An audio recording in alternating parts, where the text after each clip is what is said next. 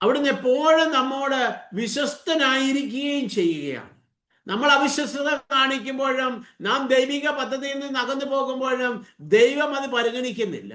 ദൈവം എപ്പോഴും തൻ്റെ വാഗ്ദാനങ്ങളിൽ വിശ്വസ്തനായിരിക്കുകയും നമുക്ക് വേണ്ടി കാത്തിരിക്കുകയും ചെയ്യുന്ന ദൈവത്തിൻ്റെ സ്നേഹമാണ് നമുക്കിവിടെ കാണുവാനായിട്ട് സാധിക്കുന്നത്. മലാക്കിയുടെ പുസ്തകം 1-ാം അധ്യായത്തില് 2-ാം തിരുവചനത്തിലേക്ക് കടന്നു വരുമ്പോൾ കാണുന്നുണ്ട്, ഞാൻ നിങ്ങളെ സ്നേഹിച്ചു, എന്നാൽ നിങ്ങൾ ചോദിക്കുന്നു എങ്ങനെയാണ് അങ്ങ് ഞങ്ങളെ സ്നേഹിച്ചത്. എല്ലാ കാലഘട്ടത്തിലും ആദം മുതൽ ഇന്ന് വരെയുള്ള എല്ലാ മനുഷ്യരും സംശയിക്കുകയും മനസ്സിലാക്കാൻ സാധിക്കാതിരിക്കുകയും ചെയ്യുന്ന ഒരു കാര്യമാണ് ദൈവം എങ്ങനെയാണ് നമ്മളെ സ്നേഹിക്കുന്നത് എന്ന്. അതുകൊണ്ടാണ് ആദവും ഹവ്വയും ദൈവത്തിന്റെ കൽപ്പന ലംഘിച്ചുകൊണ്ട് അവർ ദൈവഹിതത്തിന് വിരുദ്ധമായി പ്രവർത്തിച്ചത് എന്ന് നമുക്ക് കാണുവാനായിട്ട് സാധിക്കും. ഈ ദൈവം ഞങ്ങളെ സ്നേഹിക്കുന്നുണ്ടോ എന്നുള്ള സംശയം, ആ സംശയത്തെ മുതലെടുത്തുകൊണ്ടാണ് തിന്മ അവരെ പാപത്തിലേക്ക് നയിക്കുന്നത് എന്ന് നമുക്ക് കാണുവാനായിട്ട് സാധിക്കും. എന്നാൽ പ്രിയമുള്ള സഹോദരങ്ങളെ, ദൈവം നമ്മെ ഓരോരുത്തരെയും വ്യക്തിപരമായി സ്നേഹിക്കുന്നു. വ്യക്തിപരമായി സ്നേഹിക്കുന്നു എന്ന് പറഞ്ഞാൽ ദൈവം എന്നെ വ്യക്തിപരമായി അറിയുന്നു, ദൈവം എന്നെ വ്യക്തിപരമായി മനസ്സിലാക്കുന്നു. ഞാൻ ഏതവസ്ഥയിൽ ഇപ്പോൾ ഞാൻ ആയിരിക്കുന്ന അവസ്ഥ അത് എന്താണ് എന്ന് വളരെ വ്യക്തമായി അറിയുകയും മനസ്സിലാക്കുകയും ചെയ്യുന്ന ദൈവമാണ് അവിടുന്ന്. ആ അവസ്ഥയിലും ദൈവം എന്നെ സ്നേഹിക്കുന്നു എന്നുള്ളതാണ് ഏറ്റവും പ്രധാനപ്പെട്ടതായിട്ടുള്ള കാര്യം. എൻ്റെ ഇന്നലെയും ഇന്നിനെയും നാളെയും അറിയുന്ന ദൈവമാണ് അവിടുന്ന്. ഞാൻ ഇന്നലെ ആരായിരുന്നു എന്നും ഞാൻ ഇന്ന് ആരായിരിക്കുന്നു എന്നും നാളെ ഞാൻ ആരായിത്തീരും എന്നും നമ്മുടെ ദൈവത്തിന് വളരെ വ്യക്തമായി അറിയാം. അവിടത്തേക്ക് മാത്രമേ അറിയാൻ സാധിക്കുകയുള്ളൂ. നമുക്കറിയാം നമ്മൾ ഇന്നലെ ഏതൊക്കെ അവസ്ഥയിലൂടെ കടന്നുപോയി എന്ന് കുറച്ചൊക്കെ നമുക്കറിയാം. ഇപ്പോൾ ഞാൻ ഏതവസ്ഥയിലായിരിക്കുന്നു എന്ന് പൂർണ്ണമായി അറിയില്ലെങ്കിലും നമുക്ക് ഏറെക്കുറെ അറിയാം. എന്നാൽ നാളെ എന്താകുമെന്നുള്ളതിനെ കുറിച്ച് നമുക്ക് ആർക്കും ഒരു ഉറപ്പുമില്ല. എന്നാൽ ഈ നല്ല ദൈവത്തിന് അത് വളരെ വ്യക്തമായിട്ട് അറിയാം. ഈ അവസ്ഥയിൽ, അതായത് ഞാൻ ഇങ്ങനെയൊക്കെ ആയിരിക്കുമെന്ന്, ഇങ്ങനെയൊക്കെ ആയിരുന്നു എന്നറിയുമ്പോഴും, ഞാൻ ഇങ്ങനെയൊക്കെ ആയിരിക്കുന്നു എന്നറിയുമ്പോഴും, നാളെ ഞാൻ ഇങ്ങനെയൊക്കെ ആയിത്തീരുമെന്നറിയുമ്പോഴും, ഇതെല്ലാം മനസ്സിലാക്കിയിട്ടും ദൈവം നമ്മളെ സ്നേഹിച്ചുകൊണ്ടിരിക്കുകയാണ്. നമുക്കറിയാം, ഒരു വ്യക്തിയെ അല്ലെങ്കിൽ ദൈവത്തെ തന്നെയാണെങ്കിലും നാം സ്നേഹിക്കണമെങ്കിൽ നമുക്ക് ചില വ്യവസ്ഥകളുണ്ട്. എൻ്റെ ജീവിതത്തിൽ ദൈവം ഇന്ന കാര്യങ്ങൾ പ്രവർത്തിക്കണം, എൻ്റെ പ്രാർത്ഥനയ്ക്ക് എനിക്ക് ഉടനടി ഉത്തരം കിട്ടണം, എൻ്റെ ആവശ്യങ്ങളുടെ മേൽ ദൈവം ഇടപെടണം, അപ്പോൾ ഞാൻ ദൈവത്തെ സ്നേഹിക്കാം. മനുഷ്യരുമായുള്ള ബന്ധത്തിലും നമ്മുടെ ബന്ധം അങ്ങനെയാണ്. മനുഷ്യരുമായും നമ്മൾ ഇതേ ബന്ധം തന്നെയാണ് സൂക്ഷിക്കുന്നത്. ഞാൻ പറയുന്നത് പോലെ അവൻ കേട്ടാൽ, ഞാൻ പറയുന്നത് എൻ്റെ ജീവിത പങ്കാളി അനുസരിച്ചാൽ, ഞാൻ പറയുന്നത് എൻ്റെ മക്കൾ അനുസരിച്ചാൽ, ഞാൻ പറയുന്നത് എൻ്റെ സുഹൃത്തുക്കൾ അനുസരിച്ചാൽ ഞാൻ അവനെ സ്നേഹിക്കാം, അംഗീകരിക്കാം. എന്നാൽ ദൈവത്തിന്റെ സ്നേഹത്തിന്റെ പ്രത്യേകത ഇതിൽ നിന്ന് വ്യത്യസ്തമാണ്. ദൈവത്തിന്റെ സ്നേഹം, അതിന്റെ പ്രത്യേകത എന്താണെന്ന് ചോദിച്ചാൽ, അത് നാം എന്തായിരിക്കുന്നു എന്നതിനാലല്ല ദൈവം നമ്മെ സ്നേഹിക്കുന്നത്. പകരം ദൈവം നമ്മെ സൃഷ്ടിച്ച് രൂപപ്പെടുത്തിയിരിക്കുന്നത് കൊണ്ട് ദൈവം നമ്മെ സ്നേഹിക്കുന്നു. നാം എങ്ങനെയാകുമെന്ന് നോക്കിയിട്ടല്ല ദൈവം നമ്മെ സ്നേഹിക്കുന്നത്. നാം എങ്ങനെയായിരുന്നാലും ദൈവം നമ്മെ അതേ അവസ്ഥയിൽ സ്നേഹിക്കുന്നു എന്ന് നമുക്ക് കാണുവാനായിട്ട് സാധിക്കും. ആദത്തിന്റെയും ഹവ്വായുടെയും ജീവിതത്തിലേക്ക് കടന്നു വരുമ്പോൾ ഇത് നമുക്ക് മനസ്സിലാക്കുവാനായിട്ട് സാധിക്കും. ആദവും ഹവ്വയും പർദീസയില് എല്ലാ അധികാര അവകാശങ്ങളോടും കൂടി സൃഷ്ടിപ്രപഞ്ചത്തെ മുഴുവൻ നിയന്ത്രിക്കുവാനും അവയുടെ മേൽ ഭരണം നടത്തുവാനും അവകാശിയും അധികാരിയുമായി നിയമിക്കപ്പെട്ട ആദവും ഹവ്വയും പാപം ചെയ്ത് ദൈവകൽപ്പനകൾ ലംഘിച്ച് ദൈവത്തിൽ നിന്ന് അകന്നു പോകുമ്പോൾ അവന്റെ പരിദേവനങ്ങൾക്കെല്ലാം അവിടെ ദൈവം ഉത്തരം നൽകുന്നത് നമുക്ക് കാണുവാൻ സാധിക്കും. ആദ്യമായി ദൈവം എന്താണ് ചെയ്യുന്നത്? ദൈവകൽപ്പന ലംഘിച്ചു, ദൈവസ്നേഹത്തിൽ നിന്ന് അവൻ അകന്നു പോയി എന്ന് തിരിച്ചറിഞ്ഞിട്ടും അവൻ നഗ്നനാണ് എന്നറിഞ്ഞ അവൻ നഗ്നത തിരിച്ചറിഞ്ഞു എന്നറിഞ്ഞ ദൈവം അവന് വേണ്ടി വസ്ത്രമുണ്ടാക്കുന്നത് നമുക്ക് കാണുവാനായിട്ട് സാധിക്കും. അവനെ ഉടുപ്പിക്കുന്ന ദൈവത്തിന്റെ സ്നേഹം. വീണ്ടും അവൻ നന്മതിന്മയുടെ വൃക്ഷത്തിൽ നിന്ന് ഫലം പറിച്ച് വഴിച്ചു കഴിഞ്ഞു, അവൻ പാപത്തിന്റെ അടിമത്തത്തിലേക്ക് പോയി കഴിഞ്ഞു എന്ന് മനസ്സിലാക്കുന്ന ദൈവം അവൻ ഇനിയും നിത്യജീവന്റെ വൃക്ഷത്തിൽ നിന്നുകൂടി ഫലം ഭക്ഷിച്ച്, ആ കൈനീട്ടി ആ വൃക്ഷത്തിന്റെ ഫലം ഭക്ഷിച്ച് അവൻ എന്നേക്കും മരിക്കാത്ത മനുഷ്യനായി നിത്യജീവന്റെ ഉടമയായി മാറിയാൽ അവനെ ഒരിക്കലും രക്ഷിക്കുവാൻ സാധിക്കുകയില്ല എന്ന് തിരിച്ചറിഞ്ഞ ദൈവം അവനെ രക്ഷിക്കുവാനായി അവനെ പർദീസായിൽ നിന്ന് പുറത്താക്കുകയാണ്. ഒപ്പം പുറത്താക്കുന്നതോടൊപ്പം തന്നെ അവിടുന്ന് ഒരു രക്ഷകനെ വാഗ്ദാനം ചെയ്യുകയും ചെയ്യുന്നത് നമുക്ക് കാണുവാനായിട്ട് സാധിക്കും. ദൈവത്തിന്റെ പദ്ധതികൾ അപ്രകാരമാണ്. ആ രക്ഷകനെ ലോകത്തിലേക്ക് സംജാതമാക്കുവാനായി അബ്രഹത്തെ വിളിച്ച് വേർതിരിക്കുന്ന ദൈവത്തെ നാം പിന്നീട് കാണുന്നുണ്ട്. അബ്രഹത്തിലൂടെ ദൈവത്തിന്റെ പദ്ധതികൾ നടപ്പിലാക്കുകയാണ്. എന്നാൽ ദൈവത്തിന്റെ പദ്ധതിക്ക് വിരുദ്ധമായി സാറായുടെ ഉപദേശപ്രകാരം ഖാഹാറിനെ പ്രാപിച്ച്, ഖാഹാറിലൂടെ ഒരു കുഞ്ഞിനെ ലഭിച്ച് ഈ അബ്രഹാത്തിനൊരു സന്തതി ഉണ്ടാകുകയുള്ളൂ എന്നുള്ള അവരുടെ തെറ്റായ ബോധ്യത്തിൽ നിന്ന് ഖാഹാറിനെ ദാവീദിന് ഭാര്യയായി നൽകുകയും അബ്രഹാത്തിന് ഭാര്യയായി നൽകുകയും അവളിലൂടെ അവനിലൂടെ ഖാഹാർ ഗർഭം ധരിക്കുകയും ചെയ്യുന്നത് പിന്നീട് നമ്മൾ കാണുന്നുണ്ട്. ഈ ഖാഹാർ തന്റെ യജമാനത്തിയുടെ ഗർഭിണിയായതോടുകൂടി തന്റെ യജമാനത്തിക്ക് എതിരായി പ്രവർത്തിക്കുവാൻ തുടങ്ങി. അപ്പോൾ അബ്രഹാം അവളോട് പറയുകയാണ്, ഈ ദാസി ഇപ്പോഴും നിന്റെ അടിമ തന്നെയാണ്. ആ അവകാശത്താല് അവളെ നിരന്തരമായി പീഡിപ്പിക്കുവാൻ ആരംഭിച്ചപ്പോൾ അവള് തന്റെ യജമാനത്തിയുടെ ഭവനത്തിൽ നിന്ന് മരുഭൂമിയിലേക്ക് ഇറങ്ങി ഓടിപ്പോകുമ്പോൾ അവിടെ വെച്ച് ദൈവം അവളെ കണ്ടെത്തുന്നത് നമുക്ക് കാണുവാനായിട്ട് സാധിക്കും. അവിടെ വെച്ച് ദൈവം അവളോട് സംസാരിക്കുകയാണ്, സാറായുടെ ദാസിയായ ഖാഹാറെ, നീ എവിടെ നിന്ന് വരുന്നു, എങ്ങോട്ടേക്ക് പോകുന്നു? ഉൽപ്പത്തി 16:8 നാം ഈ വചനം കാണുന്നത്. അതേ പ്രിയമുള്ള സഹോദരങ്ങളെ, നമ്മെ ഓരോരുത്തരെയും വ്യക്തിപരമായി അറിയുന്നുണ്ട്. നമ്മുടെ പേരും നമ്മുടെ പൊസിഷനും നാം ആരായിരിക്കുന്നു എന്നും എല്ലാം കൃത്യമായി ദൈവത്തിന് അറിയാം. നാം ഇപ്പോൾ ഏത് അവസ്ഥയിലൂടെയാണ് കടന്നു പോകുന്നതെന്നും ദൈവത്തിന് വ്യക്തമായി അറിയാം. ഖാഹാറിനെ അറിയുന്ന ദൈവം എന്നെയും നിങ്ങളെ ഓരോരുത്തരെയും വ്യക്തിപരമായി അറിഞ്ഞുകൊണ്ടാണ് സ്നേഹിക്കുന്നത്.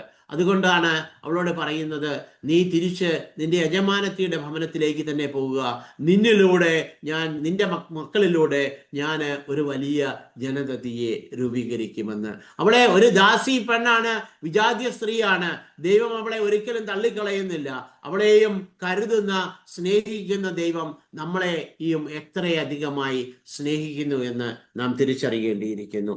ഉൽപ്പത്തിയുടെ പുസ്തകത്തില് 45-ാം അധ്യായം 7-ാം തിരുവചനത്തിലൂടെ കടന്നു പോകുമ്പോൾ നാം ഇങ്ങനെ വായിക്കുകയാണ്, നിങ്ങൾക്ക് ഭൂമിയിൽ സന്തതികളെ നിലനിർത്തുവാനും വിസ്മയകരമായ രീതിയിൽ രക്ഷ നൽകുവാനും വേണ്ടി ദൈവം എന്നെ നിങ്ങൾക്ക് മുമ്പേ ഇങ്ങോട്ട് അയച്ചതാണ്.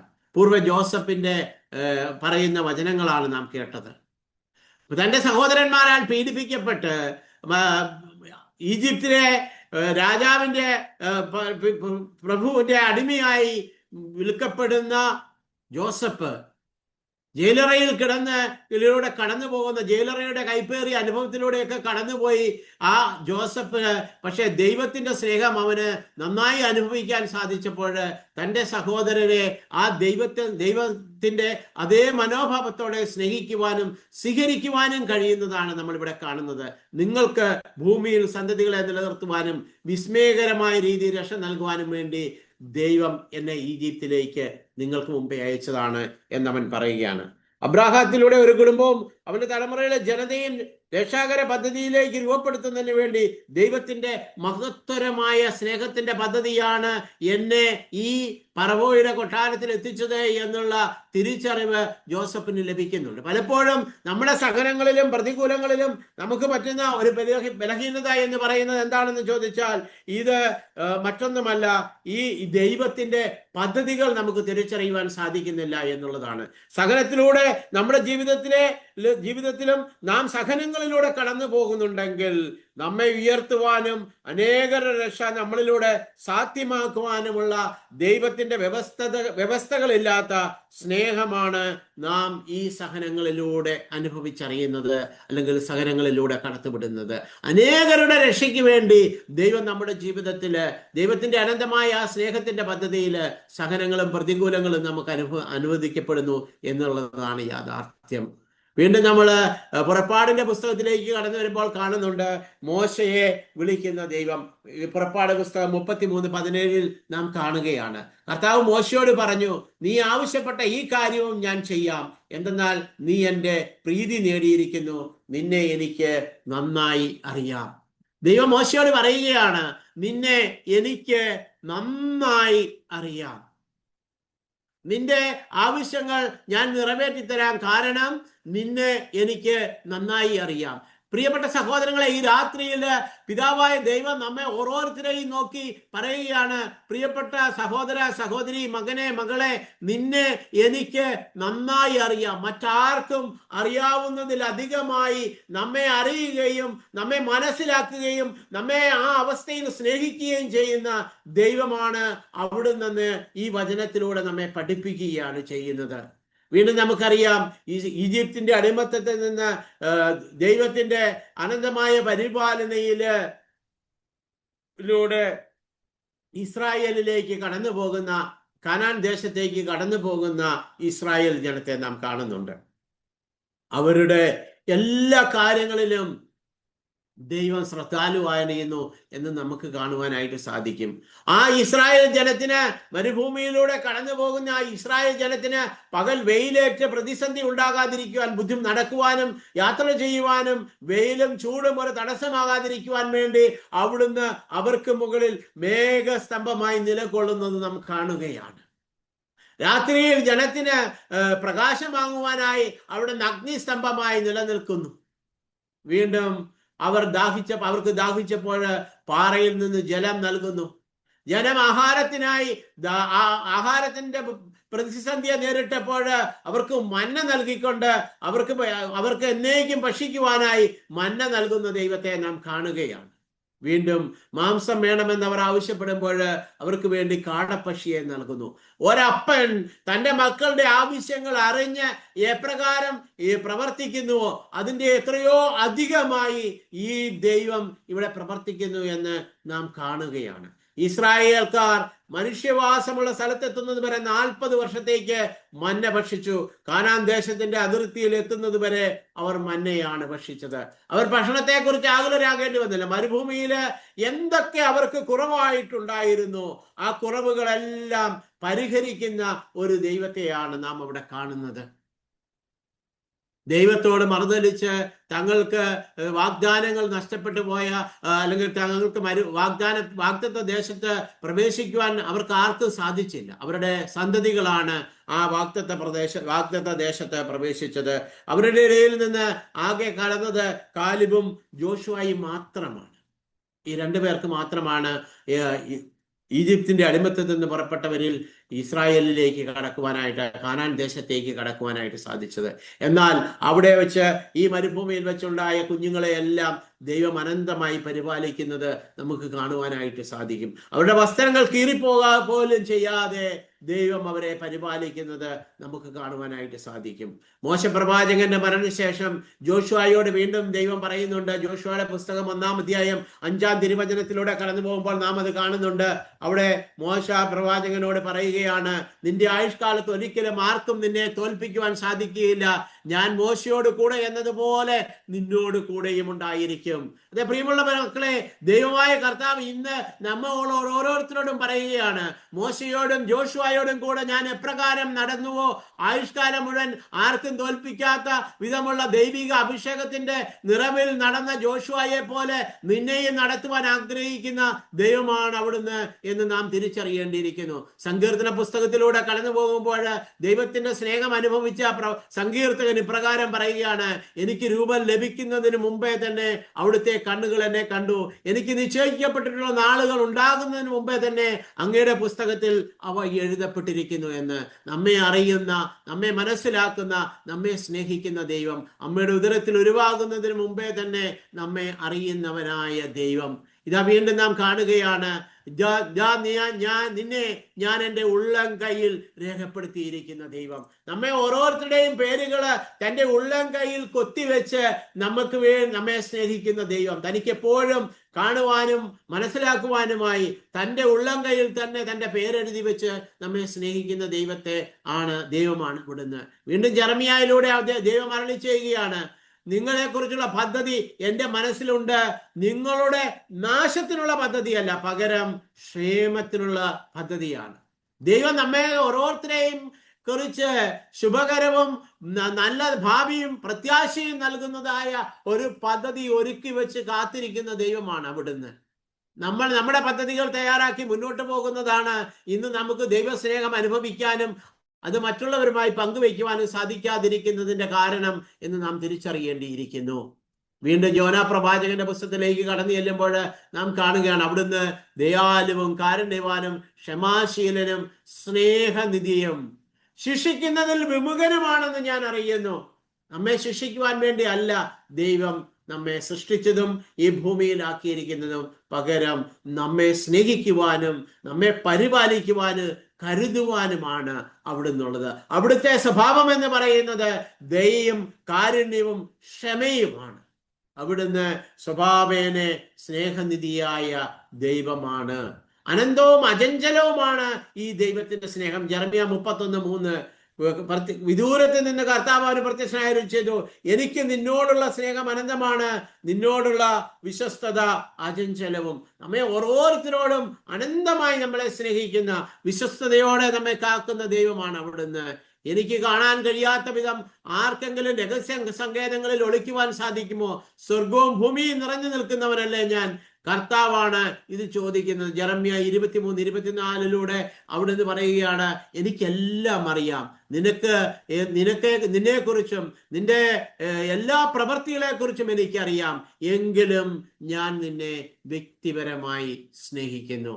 അപ്പനെ പോലെയാണ് അവിടുന്ന് സ്നേഹിക്കുന്നത്, അമ്മയെ പോലെയാണ് അവിടുന്ന് നമ്മെ സ്നേഹിക്കുന്നത്.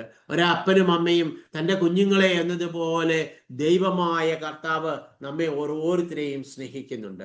മുല കുടിക്കുന്ന കുഞ്ഞിനെ അമ്മയ്ക്ക് മറക്കാനാകുമോ? പുത്രനോട് പെറ്റമ്മയ്ക്ക് കരുണ കാണിക്കാതിരിക്കുവാനാകുമോ? അവൾ മറന്നാലും ഞാൻ നിന്നെ മറക്കുകയില്ല എന്ന് തിരുവചനത്തിലൂടെ അവിടുന്ന് നമ്മെ ഓർമ്മിപ്പിക്കുന്നുണ്ട്. നമുക്കറിയാം, അമ്മമാര് തങ്ങളുടെ കുഞ്ഞുങ്ങളെ കൊന്നുകളഞ്ഞെന്നിരിക്കാം, ഉപേക്ഷിച്ചെന്നിരിക്കാം, നീ എൻ്റെ മകനല്ലെന്ന് പറഞ്ഞെന്നിരിക്കാം. ഇങ്ങനെയൊക്കെ പറഞ്ഞാലും ഒരിക്കലും ആ അമ്മയ്ക്ക് തൻ്റെ കുഞ്ഞിനെ മറക്കുവാനായിട്ട് സാധിക്കുകയില്ല. ഒരു ഈശോയിൽ മിഷന് പോയപ്പോൾ ഞാൻ ഓർക്കുകയാണ്, ഒരു ഭവനത്തിൽ ചെന്നപ്പോൾ ആ ഭവനത്തിലെ അമ്മയോട് ചോദിച്ചു, അമ്മേ മക്കളെ അബോർഷൻ ചെയ്തിട്ടുണ്ടോ? ഉടനെ ആ അമ്മ പറഞ്ഞു, 5 പേരെ അബോർഷൻ ചെയ്തിട്ടുണ്ട് എന്ന്. അത് എത്ര മാസമായി ആണത്തിലാണ് അബോർഷൻ ചെയ്തത്? ഉടനെ തന്നെ അമ്മ പറഞ്ഞു, ഉണ്ടായി ഏതാനും 1 മാസത്തിനുള്ളിൽ തന്നെയൊക്കെ അബോർഷൻ ചെയ്ത് കളഞ്ഞു എന്ന് പറഞ്ഞു. എങ്കിലും ആ അമ്മയ്ക്ക് ആ 5 മക്കളെ കുറിച്ചും അറിയാം. ഞാൻ 5 മക്കളെ നഷ്ടപ്പെടുത്തിയിട്ടുണ്ട് എന്നുള്ള ബോധ്യമുണ്ട്. 70 വയസ്സുള്ള ഒരമ്മയാണ് ഇത് പറഞ്ഞത്. അവരുടെ ഓർമ്മയിൽ നിന്ന് അത് മറന്നു പോയിട്ടില്ല. അപ്പോൾ ഒരമ്മയ്ക്കും തൻ്റെ കുഞ്ഞുങ്ങളെ മറക്കുവാൻ സാധിക്കുകയില്ല. എന്നാൽ ദൈവമായ കർത്താവ് പറയുകയാണ്, അവർ നിന്നെ മറന്നാലും ഞാൻ നിന്നെ മറക്കുകയില്ല എന്ന്. മാതാപിതാക്കൾ മക്കളെ സ്നേഹിക്കുന്നതിൽ അധികമായി ദൈവം നമ്മെ ഓരോരുത്തരെയും സ്നേഹിക്കുന്നു എന്നുള്ളതാണ് ഒരു സത്യം. ദൈവം നമ്മെ ഓരോരുത്തരെയും വളരെ വ്യക്തിപരമായി സ്നേഹിക്കുന്നു. നമുക്കറിയാം, മാതാപിതാക്കൾ മക്കളെ എങ്ങനെയാണ് സ്നേഹിക്കുന്നത്? അവരെ കരങ്ങളിലെടുത്ത് മാറോട് ചേർത്ത് പിടിച്ച് മുത്തം നൽകി കെട്ടിപ്പുണർന്ന് അങ്ങനെയെല്ലാം നമ്മുടെ കുഞ്ഞുങ്ങളെ സ്നേഹിക്കുന്നു. അതേപോലെ തന്നെ ദൈവവും നമ്മെ സ്നേഹിക്കുന്നു എന്നുള്ളതാണ് യാഥാർത്ഥ്യം. ഹോസിയ പ്രവാചകന്റെ പുസ്തകത്തില് 11-ാം അധ്യായത്തിൽ 3-ാം തിരുവചനത്തിൽ അവിടുന്ന് പറയുകയാണ്, ഞാൻ അവരെ എൻ്റെ കരങ്ങളിൽ എടുത്തു. നമ്മൾ നമ്മുടെ കുഞ്ഞുങ്ങളെ ലാളിക്കാനായി കരങ്ങളിൽ എടുക്കുന്നത് പോലെ ദൈവം നമ്മെ ഓരോരുത്തരെയും അവന്റെ ഉള്ളം കയ്യിൽ സുരക്ഷിതമായി സൂക്ഷിച്ചിരിക്കുന്നത് കൊണ്ടാണ് നാം ഓരോരുത്തരും ഇന്ന് ഈ വചനം കേൾക്കുവാനായി ഇവിടെ ഇരിക്കുന്നത്. ഇല്ലെങ്കിൽ നമുക്കതിനൊരിക്കലും സാധിക്കുകയില്ല. ദൈവം തൻ്റെ ഉള്ളം കയ്യില് നമ്മെ സൂക്ഷിച്ചിരിക്കുകയാണ്. പേരുള്ളം കയ്യിൽ കൊത്തിവെച്ചവൻ നമ്മെ ഉള്ളം കയ്യിൽ തന്നെ താങ്ങി നിർത്തുന്നവൻ ആണ് അവിടുന്ന്. അവിടുത്തെ ആ സ്നേഹമാണ് നമ്മെ ഓരോരുത്തരെയും നിലനിർത്തുന്നത്. വീണ്ടും യെശയ്യായുടെ പുസ്തകത്തിൽ 40-ാം അധ്യായം 11-ാം തിരുവചനത്തിലൂടെ കടന്നു പോകുമ്പോൾ നാം കാണുന്നുണ്ട്, അവിടുന്ന് ആട്ടിൻകുട്ടികളെ കരങ്ങളിൽ ചേർത്ത് മാറോടണച്ച് തള്ളയാടുകളെ സാവധാനം നയിക്കുന്നു. ഓരോരുത്തർക്കും എപ്രകാരമുള്ള പരിഗണനയാണ് ആവശ്യമെന്ന് തിരിച്ചറിഞ്ഞ് അപ്രകാരം പരിഗണിക്കുകയും കരുതുകയും ചെയ്യുന്നവനാണ് നമ്മുടെ ദൈവം. കുഞ്ഞാട്ടിൻകുട്ടിയെ സംബന്ധിച്ചിടത്തോളം അവനെ തോളിലെടുക്കണം. നടന്നു പോകുവാനായിട്ട് ആട്ടിൻകുഞ്ഞിന് സാധ്യമല്ല. തള്ളയാടുകൾക്ക് നടക്കുവാൻ സാധിക്കും, എന്നാൽ അവയ്ക്ക് ഓടിപ്പോവാൻ സാധിക്കാത്തത് കൊണ്ട് സാവധാനം അവയെ നയിക്കുന്നു. പച്ചയായ പുൽപ്പുറത്തിലേക്ക് നയിക്കുകയും പ്രശാന്തമായ ജലാശയത്തിൽ നിന്ന് കുടിക്കുവാൻ നൽകുകയും ചെയ്യുന്ന ദൈവം ഈ ആടുകളുടെ കാര്യത്തിലാണോ ദൈവത്തിന്റെ കരുതൽ? അല്ല, നമ്മുടെ ഓരോരുത്തരുടെയും കാര്യത്തിലാണ്. ബലഹീനരും ദുർബലരുമായി നാം മാറുമ്പോൾ അവൻ നമ്മെ അവന്റെ മാറോട് ചേർത്ത് പിടിച്ച് നമ്മെ സ്നേഹിക്കുന്നു. അവന്റെ ജീവശ്വാസത്തിന്റെ സ്പന്ദനം, അവന്റെ ഹൃദയത്തിന്റെ സ്പന്ദനം നമുക്ക് തിരിച്ചറിയുവാൻ തക്ക വിധം അവന്റെ മാറോട് നമ്മെ ചേർത്ത് പിടിക്കുന്നു. നമ്മൾ ബലഹീനരായി മാറുമ്പോൾ അവൻ നമ്മെ സാവധാനം നിത്യജീവൻ എന്ന ലക്ഷ്യത്തിലേക്ക് നമ്മെ നയിക്കുകയും നടത്തുകയും ചെയ്യുന്നവനാണ് അവിടുന്ന്. വീണ്ടും അവിടുന്ന് അരുളി ചെയ്യുന്നു, സ്വയം നടക്കാൻ കഴിവുള്ളവരാകുന്നത് വരെ അവരെ നടത്തുന്ന ദൈവത്തെക്കുറിച്ച് നാം ഇവിടെ കാണുന്നുണ്ട്. എബ്രാഹിമിനെ നടക്കാൻ പഠിപ്പിച്ചത് ഞാനാണ്. നമുക്കറിയാമോ, നമുക്കൊരു കുട്ടി ഉണ്ടാകുമ്പോൾ നമ്മുടെ ഏറ്റവും വലിയ ആഗ്രഹം ഒരു 6-7-8 മാസമായി കഴിഞ്ഞാൽ അവന് ആ കാൽ ഉറയ്ക്കുന്നതിന് മുമ്പേ തന്നെ കുഞ്ഞിനെ കാൽപാദം നിലത്തുറപ്പിച്ച് അവനെ നടത്താൻ പഠിപ്പിക്കുന്ന ശ്രദ്ധിക്കുന്ന നമ്മളോട് ദൈവമായ കർത്താവ് പറയുകയാണ്, എബ്രാഹിം, അതായത് പ്രിയപ്പെട്ട നമ്മെ ഓരോരുത്തരെയും വിളിക്കുകയാണ്. തോമസേ, മാത്യു, അന്നക്കുട്ടി, ത്രസ്യാമേ, നിന്നെ ഞാനാണ് നടക്കുവാൻ പഠിപ്പിച്ചത്. യേശുവിന്റെ ദൈവത്തിന്റെ കരമാണ് നമ്മെ നടക്കാനായി പ്രാപ്തിയുള്ളവരാക്കിയത്. നീ വലത്തോട്ടോ ഇടത്തോട്ടോ തിരിയുമ്പോൾ നിന്റെ കാതുകളിൽ പിന്നിൽ നിന്നൊരു സ്വരം ശ്രവിക്കും, നീ ഇടത്തോട്ടാണോ വലത്തോട്ടാണോ പോകേണ്ടതെന്ന് അവിടുന്ന് പറയും നമ്മോട്. ഞാൻ ഓർക്കുകയാണ്, ഓരോ പ്രധാനപ്പെട്ട എല്ലാ കാര്യങ്ങൾക്ക് പോകുമ്പോഴും പ്രാർത്ഥനയോടെ ഞാൻ വീട്ടിൽ നിന്ന് ഇറങ്ങാറുള്ളത്.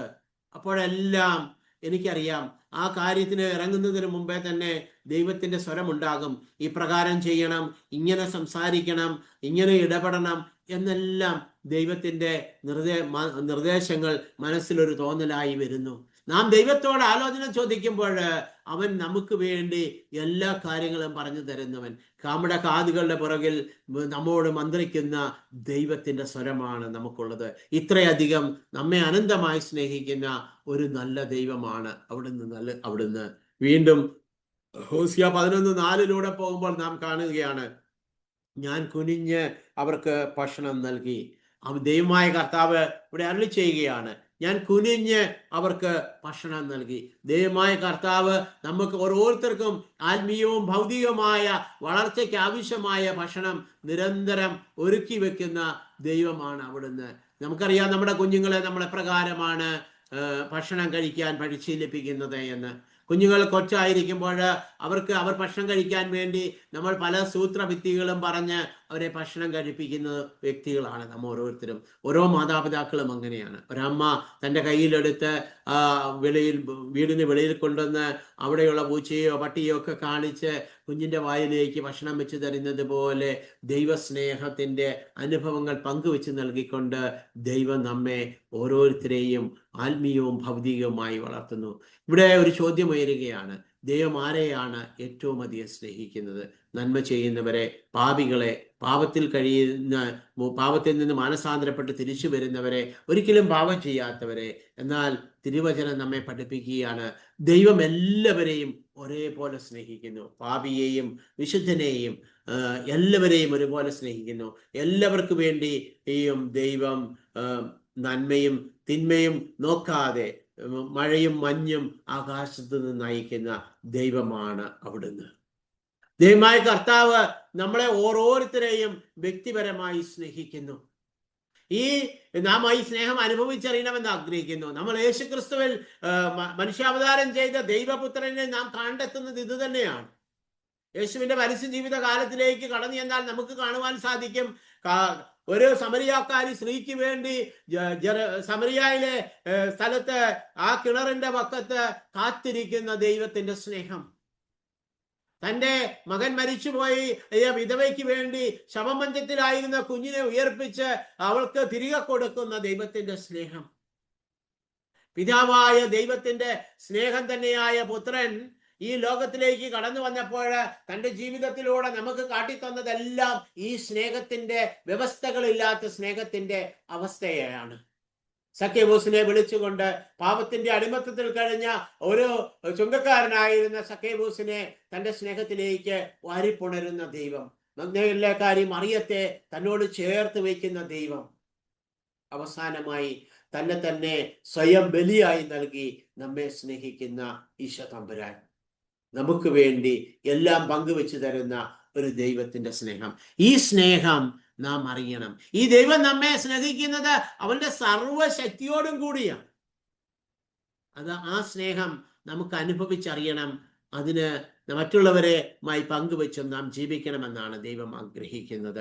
പ്രിയമുള്ള സഹോദരങ്ങളെ, ഈ ദൈവസ്നേഹം അതിന്റെ പൂർണ്ണതയിൽ നമുക്ക് അനുഭവിക്കാൻ സാധിക്കണമെങ്കിൽ നമ്മളത് എപ്പോഴും പങ്കുവെച്ച് നൽകിക്കൊണ്ടിരിക്കണം. നമുക്കറിയാം, ഒരു കലത്തില് നിറയെ വെള്ളം കോരി വെച്ച് കഴിഞ്ഞാൽ പിന്നെ നമുക്ക് അതിലേക്ക് വെള്ളം നിറച്ചാൽ അത് വെളിയിലേക്ക് പോകും. എന്നാൽ അത് ആ കലത്തിലുള്ള വെള്ളം പകർന്നു കൊടുത്തുകൊണ്ടിരുന്നാൽ വീണ്ടും വീണ്ടും അതിലേക്ക് ജലം പകർന്നു കൊടുക്കുന്നതിനനുസരിച്ച് വീണ്ടും ജലം നിറയ്ക്കുവാനായിട്ട് സാധിക്കും. ഇതുപോലെ തന്നെ ദൈവസ്നേഹം നമ്മളിലേക്ക് കൊടുക്കും തോറും വർദ്ധിക്കുന്നതാണ്. നാം ഒരു പങ്ക് മറ്റുള്ളവരുമായി ഈ ദൈവത്തിന്റെ സ്നേഹം പങ്കുവെച്ചു കൊടുക്കുമ്പോൾ 2 പങ്ക് നൽകിക്കൊണ്ട് നമ്മളെ കൂടുതൽ നിറവുള്ളവരാക്കുന്ന ദൈവമാണ് അവിടുന്ന്. യേശുവിലൂടെ നാം കാണുന്നതും മനസ്സിലാക്കുന്നതും അതാണ്. ആദിമസഭയിലൂടെ നാം കാണുന്നതും മനസ്സിലാക്കുന്നതും അതാണ്. പങ്കുവെച്ചു കൊടുക്കുന്ന ദൈവസ്നേഹം. ഈ ദൈവസ്നേഹം പങ്കുവെച്ചു കൊടുക്കുവാനും ഈ ദൈവസ്നേഹം അനുഭവിക്കാനും നമുക്ക് ഈ ഒരാഴ്ചക്കാലം നമുക്ക് ശ്രമിക്കാം. എൻ്റെ ദൈവസ്നേഹ അനുഭവത്തിന് തടസ്സമായി നിൽക്കുന്നത് എന്താണെന്ന് കണ്ടെത്തുവാനും ദൈവം എന്നെ വ്യക്തിപരമായി എത്രയധികം സ്നേഹിച്ചു എന്ന് കണ്ടെത്തുവാനും ഒക്കെ നമുക്ക് ഈ ആഴ്ച ശ്രമിക്കാം. അതിന് ദൈവം നമ്മെ ഓരോരുത്തരെയും സഹായിക്കട്ടെ. ദൈവത്തിന്റെ വലിയ കൃപയും അനുഗ്രഹവും നമ്മളിൽ ഓരോരുത്തരും നിറയുന്നതിന് വേണ്ടി നമുക്ക് പ്രാർത്ഥിക്കാം. സ്നേഹപിതാവായ ദൈവമേ, നിന്റെ സ്നേഹം അതിന്റെ പൂർണ്ണതയിൽ അനുഭവിച്ചറിയുന്നതിനും അത് മറ്റുള്ളവരുമായി പങ്കുവയ്ക്കുന്നതിനും ഞങ്ങളെ സഹായിക്കണമേ എന്ന് പ്രാർത്ഥിക്കുന്നു. കർത്താവേ, നിന്റെ കരുണയുള്ള കരം ഞങ്ങളുടെ മേൽ നീട്ടിക്കൊണ്ട് ഞങ്ങളെ സഹായിക്കണമേ. അത്ഭുതകരമായി ഞങ്ങളുടെ ജീവിതത്തിൽ അങ്ങ് ഇടപെടണമേ. ഈ കാലം അത്രയും, ഞങ്ങൾ ജീവിച്ച കാലത്തത്രയും ഞങ്ങൾക്ക് ഈ ദൈവസ്നേഹം അനുഭവിക്കാൻ സാധിക്കാതെ പോയ അവസ്ഥകളിൽ ഞങ്ങളിൽ നിന്ന് ഞങ്ങളെ വിടുവിക്കുകയും ഞങ്ങളെ ദൈവസ്നേഹം അനുഭവിക്കാൻ പ്രാപ്തരാക്കുകയും ചെയ്യണമേ എന്ന് പ്രാർത്ഥിക്കുന്നു. ആമേൻ.